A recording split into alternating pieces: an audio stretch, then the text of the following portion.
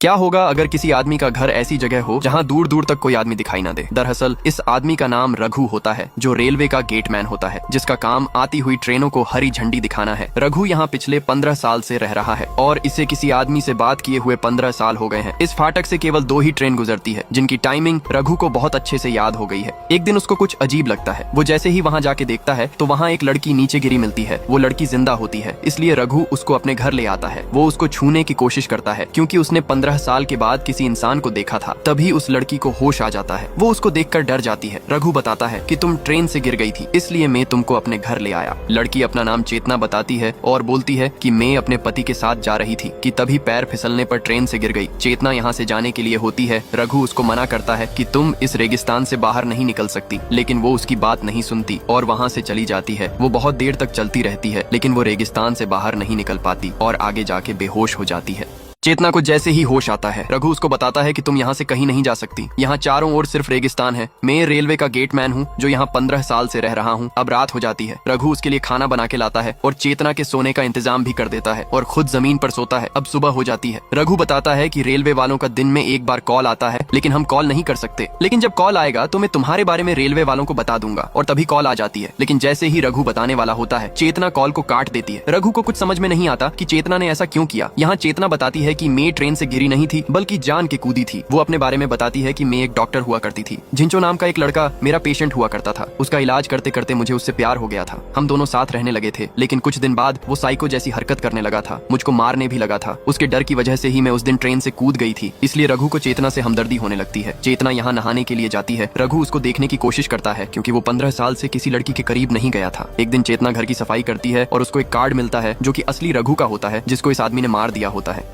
चेतना यहाँ नहाने के लिए जाती है। जैसे ही रघु की नजर उस पर पड़ती है, उसको कुछ होने लगता है क्योंकि 15 साल से रघु ने किसी लड़की को ऐसे नहीं देखा था। वो सिर्फ यहाँ रहकर ट्रेन को हरी झंडी दिखाता है। अब रघु चुपके से उसको देखने की कोशिश करता है और अपने कपड़े पहनने के लिए उसको देता है। अब चेतना नहाकर आ जाती है और उसकी फैमिली के बारे में पूछती है, लेकिन रघु बताता है कि मेरी कोई फैमिली नहीं है। चेतना उसको अपने जख्म दिखाती है जो उसके पति ने उसको दिए होते हैं और रोने लगती है। रघु बोलता है, तुम यहाँ रह सकती हो, तुम्हारा पति यहाँ कभी नहीं आ सकता। और वो उसके कंधे पर अपना सर रख देती है। तभी वहाँ कॉल आता है और रघु ट्रेन को सिग्नल देने के लिए चला जाता है। यह चेतना घर की सफाई करने लगती है और उसको पेपर की कटिंग मिलती है जिसमें 4 आदमियों के मर्डर की खबर होती है और एक आई कार्ड मिलता है जो असली रघु का होता है। ये देखकर वो बहुत डर जाती है और समझ जाती है कि वो जिसके साथ रह रही है वो रघु नहीं बल्कि एक खूनी है। इसलिए चेतना रघु के आने से पहले ये सभी चीजें बक्से में रखने लगती है। जब रघु आता है तो वो उसको काम करते हुए देखता है और पूछता है, तुम इतना डर क्यों रही हो। तभी उसकी नजर उस आई कार्ड पर पड़ जाती है और वो सब कुछ समझ जाता है आगे अब क्या होगा। यहाँ चेतना को एक आई कार्ड मिलता है जो कि असली रघु का होता है। चेतना अब समझ जाती है कि वो जिसके साथ रह रही है वो रघु नहीं बल्कि उसका खूनी है। जैसे ही रघु वहाँ आता है, चेतना उससे नॉर्मल बिहेव करती है, लेकिन जब उसकी नजर उस आई कार्ड पर पड़ती है तो वो समझ जाता है और जैसे ही चेतना को देखता है तो वो अपने आप को बचाने की कोशिश करती है। इसलिए वो उसको सच्चाई बताता है कि 15 साल पहले वो एक लड़की से मिला जिससे उसकी शादी हो जाती है और कुछ टाइम बाद हमारे 2 बच्चे भी हो जाते हैं। एक दिन डॉक्टर ने मुझको बताया कि मैं तो कभी बाप बन ही नहीं सकता था। ये सुनते ही मुझको कुछ समझ नहीं आ रहा था। जब मैं घर आके देखता हूँ तो मेरी बीवी और पड़ोसी दोनों साथ में मजे कर रहे थे। ये सब मुझसे देखा नहीं गया और मैंने उन दोनों को खत्म कर दिया और वहाँ से भागते भागते बहुत दूर निकल आया। यहाँ मुझको रघु काका मिले जिन्होंने मुझको रहने के लिए घर दिया। चेतना पूछती है, फिर तुमने रघु को क्यों मारा। वो बताता है कि रघु काका को मैंने नहीं मारा बल्कि उनकी जान बीमारी के कारण गई थी और मैंने उनको इसी रेगिस्तान में दफना दिया और तब से मैं ही रघु बन के यहाँ रह रहा हूँ। इतना सुन के चेतना उससे हमदर्दी दिखाने लगती है और वे एक दूसरे का सहारा बनते हैं। अगले दिन एक तीसरे आदमी की एंट्री होती है। आगे अब क्या होगा।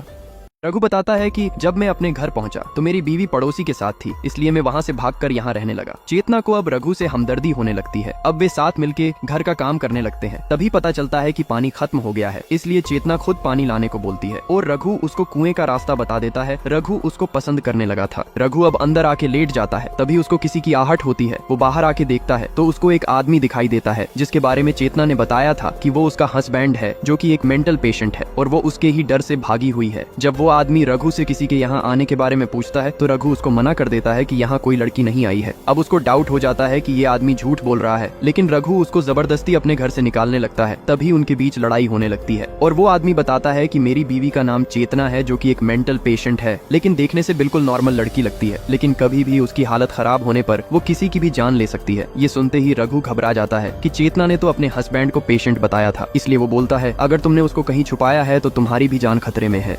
रघु ये बोल के कि तुम्हारी बीवी चेतना यहाँ नहीं है घर के अंदर आ जाता है। तभी वो आदमी भी अंदर आ जाता है और उसकी नजर चेतना के कपड़ों पर जाती है और वो समझ जाता है कि चेतना यहीं पर है, इसलिए रघु को मारते मारते उसका सुअर बना देता है। तभी रघु के हाथ में रोड आ जाती और वो उसके रोड मार देता है और वो आदमी शिखा नाम चिल्लाता है। रघु पूछता है उसका नाम तो चेतना है, वो बताता है उसका नाम शिखा है, वो एक मेंटल पेशेंट है, वो तुझको भी मार देगी। अब रघु को उस पर थोड़ा विश्वास होने लगता है। यहाँ चेतना कुएं से पानी भरने आई थी, तभी यहाँ रघु आ जाता है और वो जैसे ही उसका नाम शिखा लेता है उसको बहुत बड़ा शौक लगता है और वो बोलती है कि वो आदमी यहाँ आ गया है ना। रघु पूछता है तुमने मुझसे झूठ क्यों बोला? वो बताती कि मैंने झूठ नहीं बोला, शिखा उस आदमी की पहली बीवी थी जिसको उसने मार दिया है क्योंकि वो आदमी पागल है। लेकिन रघु को उस पर विश्वास नहीं होता। रघु बोलता है मुझको समझ नहीं आता कि तुम दोनों में सच कौन बोल रहा है। और चेतना उस आदमी के सामने आ जाती है। वो आदमी बोलता तुमने मेरे साथ ऐसा क्यों किया, चलो हम दोनों वापस चलते हैं, और वो उसको लेके जाने लगता है। तभी वो आदमी रघु को थोड़े पैसे देने आता है। तभी चेतना पीछे से उसके वो रोड मार देती है। यहाँ चेतना का पति वापस आता है और रघु को कुछ पैसे देता है कि तुमने चेतना का इतने दिन ध्यान रखा। लेकिन तभी चेतना उसके पीछे से लोहे की रोड मार देती है और खुद रोने भी लगती है। लेकिन रघु बोलता है तुमने बिल्कुल सही किया, इसके अलावा हम कुछ कर भी नहीं सकते थे, अगर तुम इसको नहीं मारती तो मैं इसको मार देता। लेकिन तभी चेतना बोलती है कि तुम कुछ मत बोलो, तुम तो इस पागल की बातों में आकर मुझको इसके साथ भेज रहे थे। मैं तुमको बोलती थी कि ये एक मेंटल पेशेंट है जो मुझको बहुत मारा भी करता था, फिर भी तुम मुझे इसके साथ मरने के लिए भेज रहे थे। तभी वो आदमी वापस उठने लगता है और वे दोनों उसको देखकर डर जाते हैं। लेकिन तभी रघु उसको लोहे की रोड से मारने लगता है और उसका काम खत्म कर देता है। चेतना रघु को ऐसे देखकर डर जाती है। तभी रघु बोलता है कि हमको इसे यहीं पर गाड़ना होगा, इसलिए चेतना उस आदमी को गाड़ने का इंतजाम करने चली जाती है। और रघु उसके पास बैठा ही था कि तेज हवा से उसके पैसे उड़ने लगते हैं। तभी रघु उसका पर्स उठाकर उसके अंदर जितने पैसे होते हैं सबको निकालकर अपनी जेब में रखने लगता है। तभी रघु को एक पर्चा मिलता है जिस पर डॉक्टर राठौड़ लिखा होता है और शिखा उसकी पेशेंट होती है। वो अब समझ गया था कि पागल ये आदमी नहीं बल्कि वो चेतना ही थी। रघु जैसे ही पीछे देखता है चेतना पीछे ही खड़ी होती है। रघु की जब नजर बाथरूम की ओर पड़ती है तो वह देखता है कि चेतना नहाने के लिए अपने कपड़े निकाल रही है। रघु अपनी नजर नीचे करने की कोशिश करता है लेकिन उसको कुछ होने लगता है। वो अपने इमोशन कंट्रोल नहीं कर पा रहा था क्योंकि 10 साल के बाद उसने किसी लड़की को ऐसे देखा था। वो अपनी नजर चेतना से हटा नहीं पा रहा था। रघु अब चेतना के पास ही आ जाता है और पास से चेतना को देखने का ट्राई करता है। अब चेतना उसको साफ दिखाई दे रही थी। तभी वहाँ एक गधा आ जाता है और रघु उससे डिस्टर्ब होने लगता है। तभी चेतना को पता चल जाता है और वो बदन पूछने के लिए एक टॉवेल मांगती है और रघु बहुत अच्छे से उसको पकड़ा देता है। तभी चेतना उससे अपने लिए कुछ पहनने के लिए मांगती है। यहाँ रघु बक्से से अपने कपड़े निकालता है जिनमें से कुछ में बदबू भी आ रही होती है और उनमें से एक जोड़ा चेतना को पकड़ा देता है। रघु खुद भी नए कपड़े पहनता है। तभी चेतना भी आ जाती है। चेतना पूछती है तुम यहाँ करते क्या हो? वो बताता है मैं सुबह 5 बजे उठ जाता हूँ और जब ट्रेन आने को होती है तो उसको हरी झंडी दिखाता हूँ और ऐसा करते हुए मुझको यहाँ 10 साल हो गए हैं। रघु उसको एक दवाई दिखाता है अपनी चोट पर लगाने के लिए। वो जैसे ही कपड़ा हटाती है रघु को उसको देखकर फिर से कुछ होने लगता है। आगे अब क्या होगा देखते हैं अगले पार्ट।